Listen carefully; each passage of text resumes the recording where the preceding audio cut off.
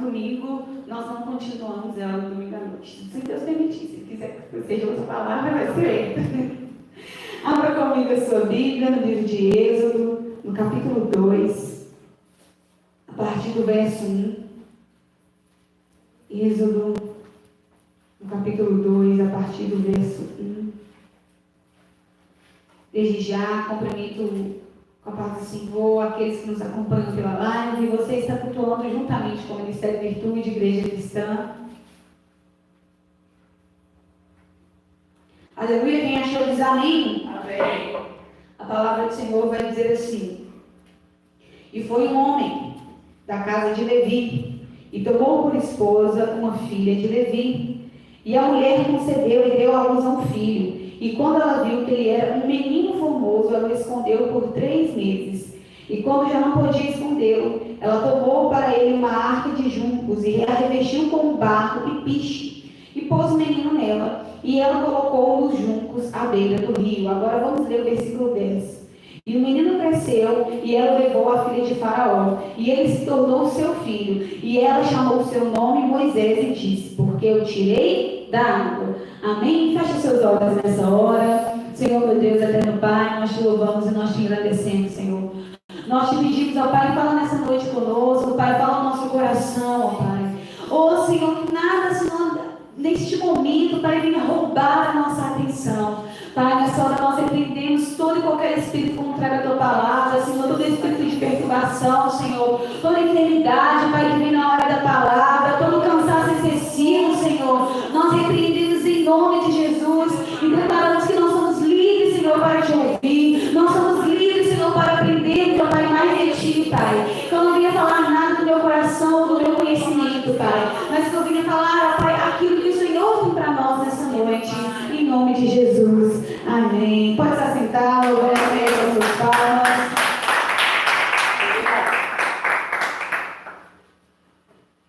Essa é uma palavra que o Senhor me deu para um congresso, né? Em outro multiverso, digamos assim. E eu senti trazer ela nessa noite. É uma palavra que ficou muito tempo assim, martelando no meu coração. E deixa eu ver aqui, quem aqui conhece Moisés, a história de Moisés, levanta a mão. Todo mundo aqui, né, gente? Quase todos conhecem a história de Moisés, né? Nós sabemos que Moisés, ele era um libertador. E o tema dessa mensagem é moldados para viver propósito, porque Moisés, ele viveu um grande propósito na vida dele. Só que às vezes não sabemos, uma coisa que Deus colocou no meu coração, que muitas das vezes não sabemos qual é o nosso propósito. Só que a maioria das vezes nós não sabemos chegar até esse propósito. Existem pessoas que receberam promessas, você vai ser um pregador, uma cantora, só que às vezes nós não sabemos como chegar. Nós sabemos que nós temos que ir, mas a gente não sabe, né? Como é que vai fazer para chegar lá? Quando a gente viaja, né? Vamos supor que aqui vai todo mundo viajar para a praia, aleluia, né? Viajar no centro, no sul. E então a gente sabe para onde a gente quer ir, mas só que a gente tem que decidir como é que a gente vai, na verdade. Quando você vai viajar, precisa viajar esses dias. Antes de viajar, tem que decidir se ir de carro, se ir de ônibus, se ir de avião. Tem alguns loucos por aí que viajam de bicicleta, né, gente? Tem gente que viaja até andando. Só que nós temos que saber como nós vamos chegar nesse propósito. Então, às vezes, a gente tem orado, e o Senhor revela para nós o nosso propósito, mas nos falta perguntar, Senhor, como chegar até lá? Então, o problema, muitas vezes, não é saber para onde ir, mas como ir. Como você vai para onde você quer chegar? Como é que você vai fazer? Então vamos lá, vamos aprender com Moisés. Como nós devemos fazer? E uma coisa que o Senhor colocou no meu coração é que o Senhor nos chamou para sermos libertadores. A gente vai ver na palavra de Deus, de Gênesis a Apocalipse, que Deus levanta homens e mulheres segundo o coração dele para que sejam libertadores. Então, você vai ver alguns exemplos no Gênesis e até em Apocalipse. E como nós podemos aprender com Moisés? Vamos lá ao texto. Moisés, ele era descendente dos levitas, né? Voltemos lá às 12 tribos de Israel, e uma das 12 era a tribo de Levi. E se nós aprendermos como essa tribo de Levi ela funciona, nós saberemos chegar no nosso propósito. Não foi à toa, querido. Deus ele não faz nada à toa. Poderia parecer aleatório. O Senhor ele esperou muitos anos para que Moisés nascesse. Poderia ter sido Arão, porque Moisés ele não era o filho mais velho, ele não era o primogênito, ele não era o único filho. Poderia, quem sabe, ter sido Miriam, Deus poderia ter levantado uma mulher, mas o Senhor escolheu Moisés. Por quê? Vamos lá. Primeira coisa que nós temos que aprender, repita comigo: comunhão. Comunhão. Vamos com voz de vitória: comunhão. Comunhão. O significado do nome Levi é união, unidade. A gente tem que aprender que sozinho. Opa. A gente tem que aprender que sozinho a gente não chega em lugar nenhum. Tá cheio de gente aí que ora, que jejua, que, meu Deus, e acaba com o joelho de madrugada, mas não tem comunhão com o irmão, não vai chegar em lugar nenhum, querido. E a comunhão, a unidade, nós já aprendemos aqui, não é ter o mesmo pensamento, não é pensar igual, não é se vestir igual, não é ter os mesmos gostos, mas é ter o mesmo propósito. Então, no meio da unidade, querido, você vai aprender a lidar com todo tipo de gente. Aqui nós temos pessoas com vários jeitos diferentes. A obra da Débora, né, ela é tranquila, é calma, mas ela também tem um lado dela melancólico. Mas ela é mais tranquila mesmo, né? Acho que ela é um vento calminho, assim. Depende. Nós temos a Dom é o quê? Sanguínea, né, gente? Aí sanguínea, eles têm um humor assim, mais ingênuo, né? Falam demais, são felizes demais. Nós temos a Priscila que é o quê? O puro retrato flamático, né, gente? Calma, desenha, deixa calma. Nós temos o Miguel também, ele é tranquilão. O Miguel é muito tranquilão. Nós temos aqui pessoas de tudo quanto é jeito. Gente muito calma, gente muito agitada. Por quê? Porque nós estamos unidos para estarmos no mesmo propósito. Agora, gente, imagina se todo mundo fosse agitado, ninguém se aguentar, misericórdia. Imagina se todo mundo fosse os nervosinhos de plantão, todo mundo ia ligar toda hora, ninguém ia ter paz. Né? Benditos são os mansos, bem-aventurados os mansos, porque os mansos herdarão a terra. Mas se todo mundo fosse manso demais, ninguém ia sair do lugar, pelo amor de Deus. Ninguém ia sair do lugar, querido, se todo mundo fosse manso, tranquilo. Imagina se todo mundo fosse melancólico. Que melancólico, ele na mesma proporção que ele ama, às vezes ele é inseguro, às vezes ele tem raiva. Imagina! Todo mundo ia achar toda hora que o outro estava com raiva, você não tinha nada. Porque na verdade o melancólico ele cria coisas na cabeça dele. Então nós somos diferentes na tua casa. Eu sei que se você pensar nos seus parentes, você vai lembrar que todo mundo é diferente. Até quando são vários irmãos, não é verdade. Minha irmã mais velha era mais brava, assim, não parece um pouco a minha mãe, era mais brava, assim, mais sisuda. Eu tive que ficar assim, né? O irmão do meio, eu falei assim, tá mais tranquilo. Ele tá ali, tranquilo, na paz. Mas também tem os seus amigos. E aí tem meu irmão mais novo, que Deus, só paz em pessoa. E se você pensar na sua casa, querido, né? Quem é casado, a esposa, o marido, eles são diferentes. E não adianta. Porque eu posso dizer, nunca casa com alguém igual. Você casa com alguém que é diferente de você, não é verdade? Graças a Deus. Então nós temos que aprender a viver em comunhão. Aquilo, as diferenças que nós achamos ruim, na verdade é o Senhor permitindo que nós venhamos crescer. Você que é muito agitado, você precisa de alguém tranquilo na sua vida, porque senão você não para. Você que é tranquilo, você precisa de alguém para te jogar para frente, senão você não sai do lugar. E aquele que é muito melado, assim, muito carinhoso, ele precisa daquela pessoa que é mais seca, porque aquela pessoa que é seca, ela também precisa de amor, ela te equilibra.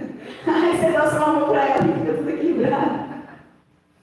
Mas a gente tem que aprender a viver em comunhão. Sabe aquela pessoa que te irrita?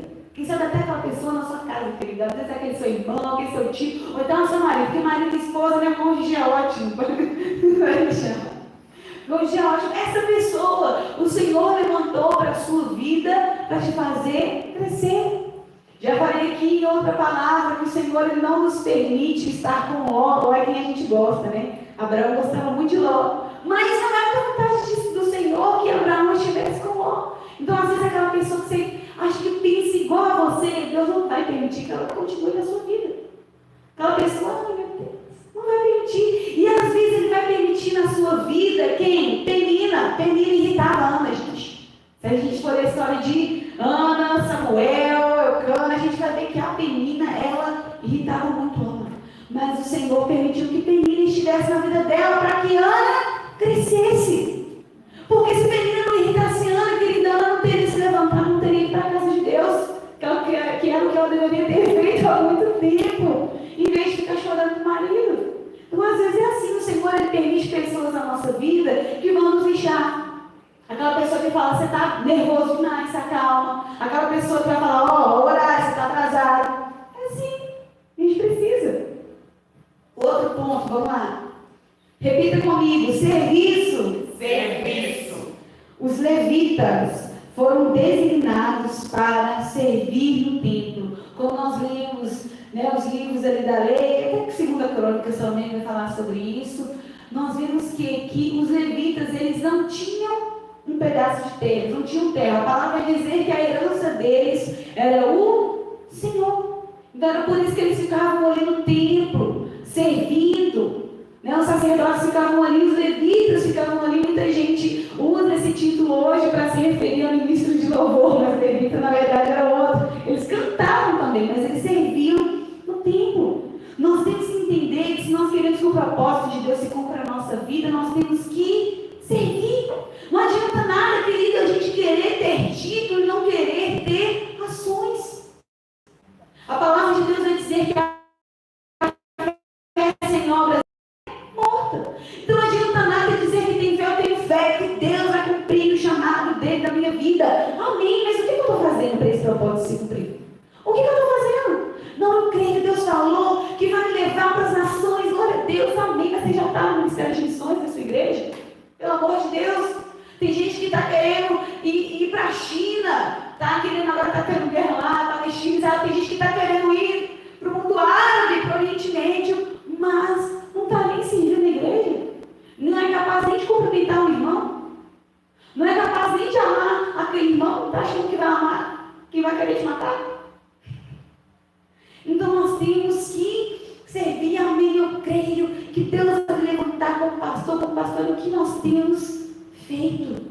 O que nós temos feito para que o propósito de Deus se cumpra na nossa casa. Tem gente que fala, amém, eu creio que a minha família, a minha casa vai ser salva, mas não ora pela casa, não ora pela família capaz de orar para todo mundo, mas não ora pela própria casa. Então nós temos que servir, querido. Obras não salvam, mas quem é salvo faz obras. Só a obra não vai salvar, mas quem é salvo, ele faz obras, ele serve. Então, se nós queremos que esse propósito de ser um libertador se cumpra na nossa vida, a gente tem que ter comunhão, amar o nosso irmão, servir também. Não adianta também eu falar que eu tenho comunhão, que eu amo meu irmão, se eu não sirvo a ele. Às vezes tem alguém perto de mim que está passando por dificuldade. E às vezes a gente não é capaz de orar para aquela pessoa. Às vezes a gente nem pergunta para outra pessoa o que ela tem para resolver trabalho. Eu nem vou perguntar. Então nós temos que servir. E o ponto que eu vou falar nessa noite, outro dia eu continuo. Repita comigo, adoração. Adoração. Gente, os levitas também eram designados para conduzir a adoração no templo. Então, primeiro, eu amo meu irmão, porque se eu não amar meu irmão, eu não vou entender o porquê eu estou aqui na igreja. Tudo é para fazer o quê? Para ganhar almas. A gente não está aqui pregando, cantamos, dançam, fazem teatro, ou serve mesmo no serviço na igreja, na diaconia, só para ser bonitinho, não. Para ganhar almas. Então, primeiro eu entendo que eu faço aqui para ganhar almas, eu entendo que eu tenho que servir, que não adianta nada eu falar que eu amo se eu não servir, mas eu também tenho que entender que a minha vida precisa ter adoração ao Senhor. Nós temos, querido, que ser apaixonados por Jesus. Nós temos que ser famintos pela presença de Deus. Se você olhar aí, querido, na internet hoje, e você procurar militantes, que militante é quem defende uma ideia. Por isso que a palavra vai dizer, que Paulo vai dizer para Timóteo, aquele que milita Não se embaraça com as coisas dessa vida, ou seja, militante é quem defende uma ideia. Mas vou pegar aqui como exemplo, militantes com ideias que desagradam a Deus, né? Hoje nós vemos tantos jovens aí, infelizmente, perdidos no marxismo cultural, perdidos, né, com ideias nem de liberdade, é libertinagem, mas eles defendem essa ideia como um idente, até morre, defende. Tem gente que usa blusas, né, camisas, com ideias que eles acreditam. Muitas das vezes, nós que somos cristãos, não somos capazes de ser assim apaixonados por Jesus. Quando o culto acaba 5 minutos mais tarde, já é motivo de ficar com raiva. Não volto mais na igreja, não volto mais naquela igreja, porque o culto demorou demais. Quando a oração é um pouco mais extensa, já ficamos com raiva. Não quero, mas demorou demais, aí matar minha hora, não sei o quê.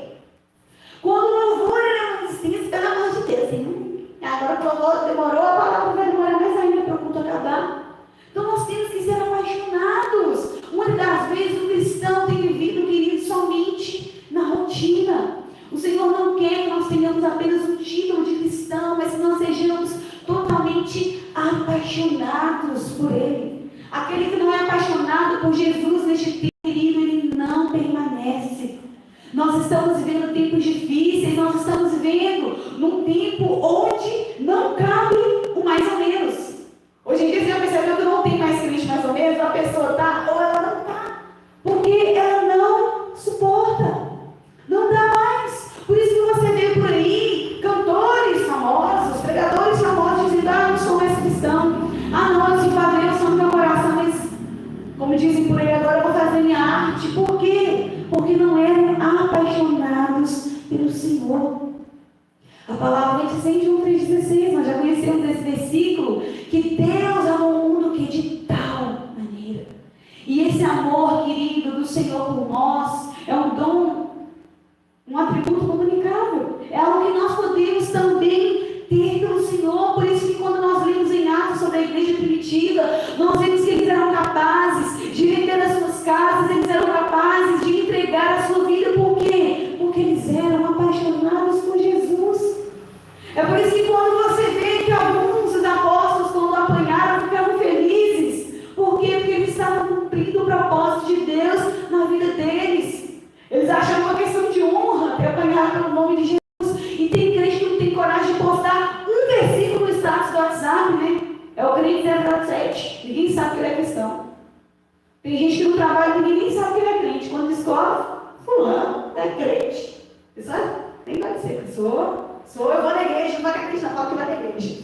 Não, eu vou na igreja. Querido, nós temos que ser apaixonados por Jesus a ponto de que as pessoas olhem para nós e vejam que tem algo diferente. E não vai ser, querido, pelo falar não, porque se o discurso ele mudasse, não tinha mais ninguém que não era crente nesse mundo. Mas é pelas nossas ações, as nossas ações, elas têm que transmitir Jesus, elas têm que exalar Jesus. O nosso trabalho, ele precisa exalar Jesus. As pessoas precisam olhar para nós e falar: aquela pessoa tem alguma coisa diferente. Eu não sei o que é, mas ela tem um trem diferente.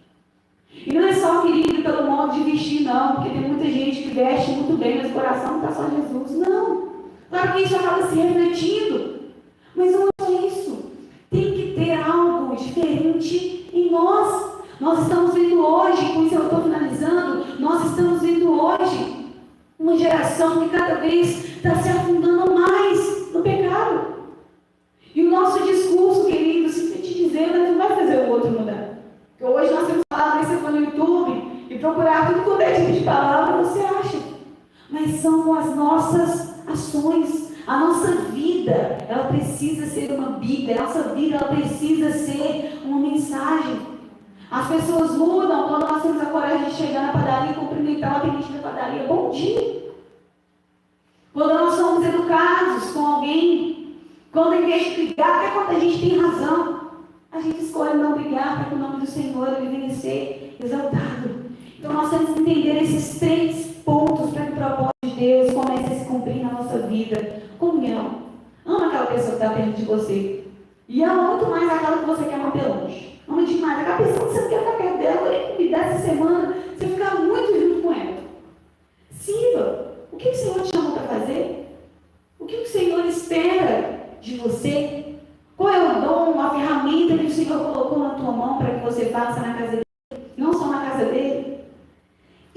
Viva uma vida de adoração. Seja um apaixonado, querido, que se você não tiver um amor, uma paixão pelo Senhor, a gente não permanece. Se a gente não amar a Deus, a gente não continua. Amém, querido? Você levanta do seu lugar nessa hora, aplaudindo ao Senhor.